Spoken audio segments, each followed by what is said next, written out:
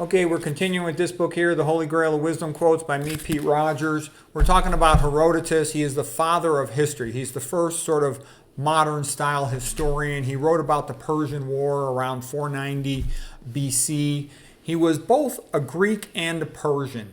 He's sort of born in what was like the corner of Turkey, but he was of Greek descent, and he lived as a subject under the Persians, so he understood both the Persians and the ancient Greeks quite well. He was a great storyteller, and he told, a lot of these stories, if he wasn't told by a historian like this guy, they wouldn't have been passed down to the modern ears. And he wrote about, the Spartans, the 300 at Thermopylae. He wrote about the Greeks' victory at Marathon and Salamis. Leonidas, the great king ruler of the Spartans. About Dionysus. So these are real famous stories in Greek history. Cicero called him the father of history. Rufus Fears, the great history professor from Harvard, calls him the father of history. He is the father of history for all intents and purposes. The first person to write history in a serious way. He would cite his resources, and he would record what he was told. Back in those days, the Greeks didn't keep any public records of events. So you simply heard history from people who studied them at the time. So he lived during the time of the Persian War, wrote all about it. Thucydides lived during the time of the Peloponnesian War, wrote all about it. And this is different than Roman history, where somebody like Livy could look through all the historical documents that the Romans kept, and he could write about the time before he was alive. But that wasn't really an option for the ancient Greeks. Arthur Schopenhauer, the great German scholar, philosopher, said everything in history writing begins with Herodotus. And other history scholars will tell you there was no Herodotus before Herodotus. Okay, he's the first historian. He would write his books on papyrus, and it was tough to write on that stuff, but people liked the histories that he wrote, so they would copy them. And in general, that's why almost all the books that have survived from classic times are quite good. It's because people had to like them enough to copy them, and it was a lot of work to copy them. So if anything was crappy, it wouldn't get copied. In general, that's true. And he does give credit to the Athenians as being the decisive force, dominant force that enabled the ancient Greeks to conquer the Persians, who outnumbered them. And some people say, he favors the Greeks over the Persians. Yes, he does. He likes the Greeks better than the Persians because he admires how they have more free speech. But he also, he had lived under Persian rule for a long time, and he was much more favorable to the ideas and opinions of the Persians than others. Most Greeks just consider them barbarians. And he also considered them barbarians, but he gave them more credit than even many people felt he should have. Famously, Plutarch, who wrote Plutarch's Lives, he said, that Herodotus, he's a Philobarbarus, which I thought was funny. Philobarbaros. What that means is he's a barbarian lover. You scumbag, Philobarbaros. And that's what a lot of modern people are nowadays, Philobarbaros. They like all this crappy music and low culture, crappy Hollywood entertainment, or crappy cell phones. Philobarbaros. Okay, he himself was a bit of a half-breed, even though he is Greek, he's a little bit non-Greek and stuff, and he wasn't really an insider in Greek culture. He just went around interviewing all these people who had fought in the Persian War. And they were very proud of it, like Aeschylus, that was his greatest achievement of his life. He felt bigger than writing his plays. He felt that it was free speech that had made Athens become the superior dominant power of the Greek world.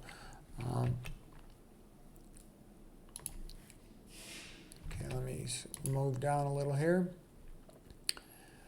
Okay, so let's see. Here's just a couple quotes of Herodotus. The Greeks saw themselves as being like Hercules to overcome the overwhelming odds of the Persians. Okay, Herodotus says, it is better to be envied than pitied. Yeah, people a lot of times are not going to like you, so just be nice, but don't try any harder than that. If somebody doesn't like you, they don't like you. There's not much you could do about it. A lot of times they don't like you for your good points. They're jealous of you, or they resent you because of your ethnic group or something, or your appearance. There's nothing you could do about that. I am bound to tell what I am told, but not to believe it. Yeah, he would repeat the stories told to them by people from other cultures. And sometimes they were BSing him on purpose, probably. And he would just report. He goes, here's what they say. I'm not saying I believe it, but here's what they say.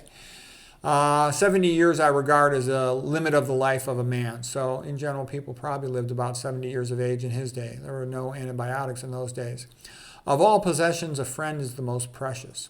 The worst human misfortune is for a wise man to have no influence. Gee, I think I'm familiar with that one. Of all man's miseries, the bitterest is this, to know so much but to have control over nothing. Oh yeah, that's how guys feel in divorce court.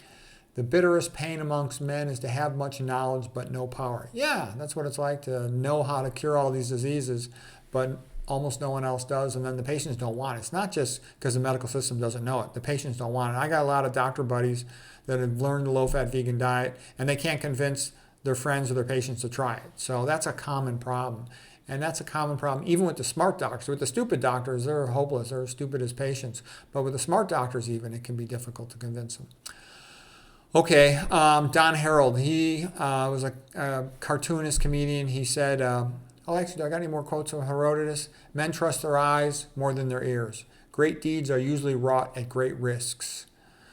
Everyone without exception, here's a good one. Everyone without exception believes his own native customs and religion he was brought up in to be the best. Yeah, that's normal, and that's what pisses me off about this racism stuff. Racism is just gaslighting to weaken the white Christians of America and make them collapse. Same thing in Europe. Every culture, it doesn't matter who they are, they love the people they were born around, they grew up with. They recognize their mother and father. That's totally normal, and every single culture that's ever existed on earth is that way. How brave a thing is freedom of speech, which has made the Athenians so far exceed every other state of the Hellas, that means Greece, in greatness. Okay. Don Herold, a cartoonist from 1889 to 1966, he said, the brighter you are, the more you have to learn. Yeah, it's a responsibility, It's an honor and a privilege. Like I remember when I was a little freshman at Stanford and also senior in high school, I didn't like some of my classes and stuff, and my father would say, you're so lucky you get to sit around all day and twirl a pencil to study, to have a chance to be educated.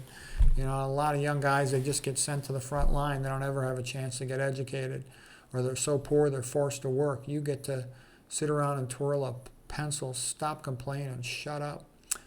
Okay, Hesiod. He's another of the ancient Greek writers. And just as Homer wrote the Iliad and the Odyssey, which is sort of a cultural guidebook, almost like a Bible to the ancient Greek, Hesiod wrote Theogony, the origin of the gods, the birth of the gods. He too was a poet, and it's sort of the creation story of the ancient Greeks and the ancient Greek gods and what we now call Greek mythology. In Greek mythology, it's the best. It's a wonderful thing. It's highly worth your time to read Greek mythology. You'll find tons of metaphors will come from that.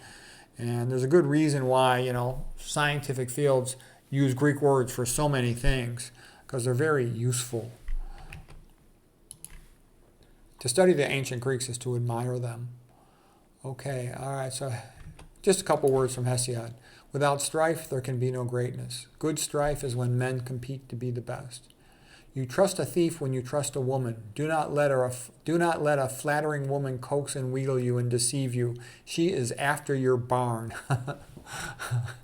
There is nothing better than a good wife and nothing worse than a bad one. I think there's some truth in that. My mom was the greatest lady in the world, man. We would kiss her feet.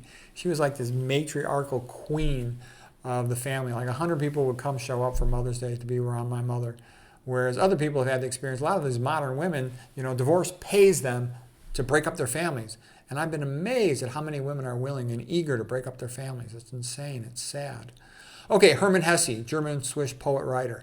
A house without love is a poor house, even if beautiful rugs are covering the walls and precious wallpapers and pictures cover the walls. Okay, floors cover the floors. Okay, loneliness is the way that destiny tries to lead a man to himself. I think there's a little bit of truth in that. If you read about geniuses, most of them had a real lonely childhood or went through some real lonely experience for a prolonged amount of time. And that's a time when they often develop a lot because they're lonely. They got nothing to do. They just go and read a lot. And then they learn a lot from that and they develop from it. And they become individualistic because they have that unique education that you don't get in a public school. The true profession of a man is to find his way to himself. To achieve the possible, we must attempt the impossible. And I think there's some truth in that. Because to some extent, you say to yourself, it's kind of like Dryden's quote, I am wounded but not slain. I shall lie a while and bleed a little and then rise to fight again. So you know you're kind of fucked, okay? You know that global communists have sort of taken over the world, the billionaire perverts, and they're just trying to genocide all the Christian men and then, bring us all into slavery. And so, they're winning and, they're making a lot of progress. And so freedom, Christianity, free speech is weak. But I say to myself, you know what have you got to lose? Give it a try. I'll try to save Western civilization. I can only do a little bit, but I'll do the good that I can, okay? I know the medical system can never be fixed because it'll never allow Christianity. Christianity is the only thing that can fix it. But I'll try to save the patients that I can. I'll try to teach the people that I can. So what I'm saying is, in your heart, you're worried that it might be impossible to save civilization, to save Christianity, to save mankind, to heal these patients. But you say to yourself, you know what? What the heck else am I going to do? For the time I got left on the planet, I'll try to do good and save the people and save culture and save civilization. I might as well give it a try. And I think that's what you should do. Do the best you can with what you got, where you are, and hope for the best. What else are you going to do? Okay, people with courage and character always seem sinister to the rest. Yeah, if you're not a conformist wimp, they're like, ooh, why are you behaving that way? Okay. But in order to be great at anything, you have to behave that way. You have to be intense. You have to push it. Okay, the highest art sets down its creations and trusts in their magic without fear of being misunderstood. Okay, next is Charlton Heston. Charlton Heston is obviously a famous American actor. He's a great actor. He played in a whole bunch of great, all-time great movies like The Ten Commandments, The Greatest Story Ever Told. He was John the Baptist, Ben-Hur, The Agony and the Ecstasy, Planet of the Apes, Julius Caesar, Antony and Cleopatra, El Cid, and many others. He's a great American hero. He lived from 1923 to 2008. He was a big supporter of Ronald Reagan. And let me tell you something. In my life, I'm 62 years of age. The greatest president in my entire life that I ever saw was by far Ronald Reagan. Okay? America was so rich in the 1980s. All you modern people, you don't even understand it. To you, it's normal that the woman works. It was not normal when I was growing up. All my friends, their moms was home at the house. You could never do anything. You could never bring a girlfriend over there because their mother was home. I had only one friend whose parents were divorced, so they were poor, so the mother had to work, and that's where there would be parties. Okay, that's where you could bring girlfriends over to. So what I'm trying to say is, it was wealthy. Doctors back in those days, late 1970s, 1980s, they made 3 times what we make now in terms of relative purchasing power. I saw it. They could pay off their mortgage in 1 year with their salary. Okay, nowadays, even a high-paid doctor, it takes them years to pay off their mortgage. Okay, some of the public colleges in California, they were free. The Democrats have taken over California. They've turned it into a third world crap hole. Okay, violence off the charts, poverty everywhere, homeless people. It didn't exist that way. California used to be rich, really rich, okay?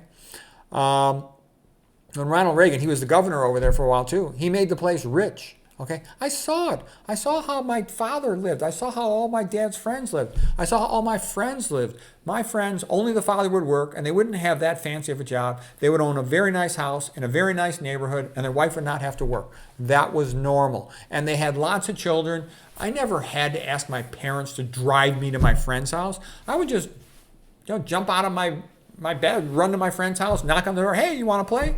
And the kids on my block, the kids on the block next door, there were tons of kids all over the place. That was normal America back in the 1970s, 1980s. Okay, now everybody has only 1 or 2 kids, 3 at the most.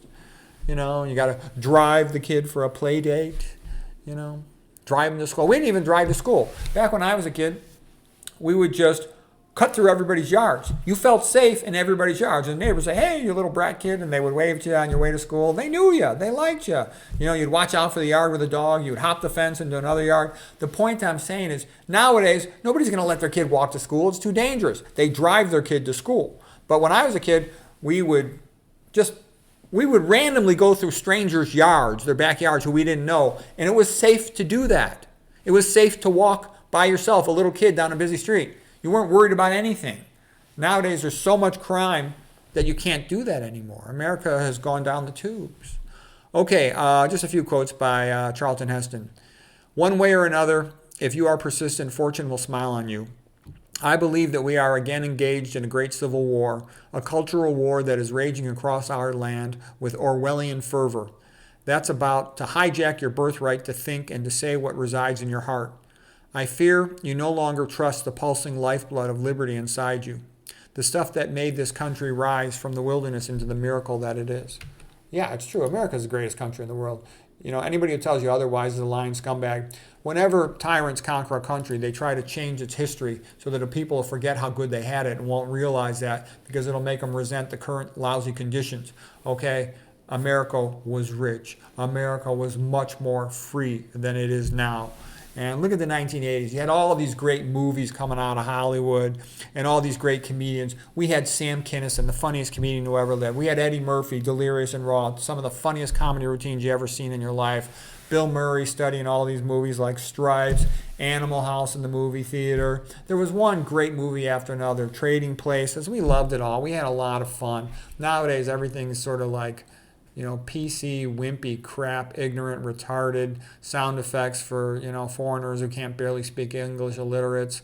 Back then it was classy, it was great. All the Rocky pictures, Rambo, Mel Gibson, all these great Hollywood heroes. Nowadays it's, I haven't gone to a Hollywood movie in over 25 years because they all stink. We had Amadeus, magnificent movie, one of the greatest movies of all time. Okay, The Agony and the Ecstasy was also a magnificent movie about Michelangelo and Pope Julius. A couple more quotes of Charlton Heston. Let's be honest. Who here thinks your professors at a college can really say what they believe? It scares me to death, and it should scare you too, that the superstition of political correctness rules the halls of reason. Political correctness is just tyranny with manners. That's an important point. Political correctness is just tyranny with manners. It's communism. That's what it is. The party is always right, and if you don't go with the party, then you're a bad person and you deserve punishment in some way. It's evil. Be aware of it. It's evil. It cannot claim the moral high ground. What does it want to do? It wants to genocide all the Christians. It wants to burn down all the churches. It wants to bring back slavery. Okay? It wants to destroy the common heterosexual normal family. It's evil. It does not have the moral high ground. It's evil. You should always remember that. Never give the moral high ground to them because they don't deserve it. They're evil. All right? That's an important point. If you talk about race, it does not make you racist. If you talk about the difference between the sexes, it does not make you sexist. If you accept homosexuality as a reality but do not celebrate it, that does not make you homophobic. Yeah, everybody since the beginning of time knows there's difference between races and sexes and, homosexuality is not the same thing as heterosexuality. Everybody knows that. And here Charlton Heston says there's more closet conservatives in Hollywood than closet homosexuals. Telling us what to think has now evolved into telling us what to say. And so pretty sure you can bet they're going to be telling us what to do. That's not far behind. So yeah, America used to be a free country. Gordon Liddy wrote a great book. He wrote something called When I Was Young, America Was a Free Country. And it was a good book. Anyways, that's our quotes for today. I hope you found them helpful.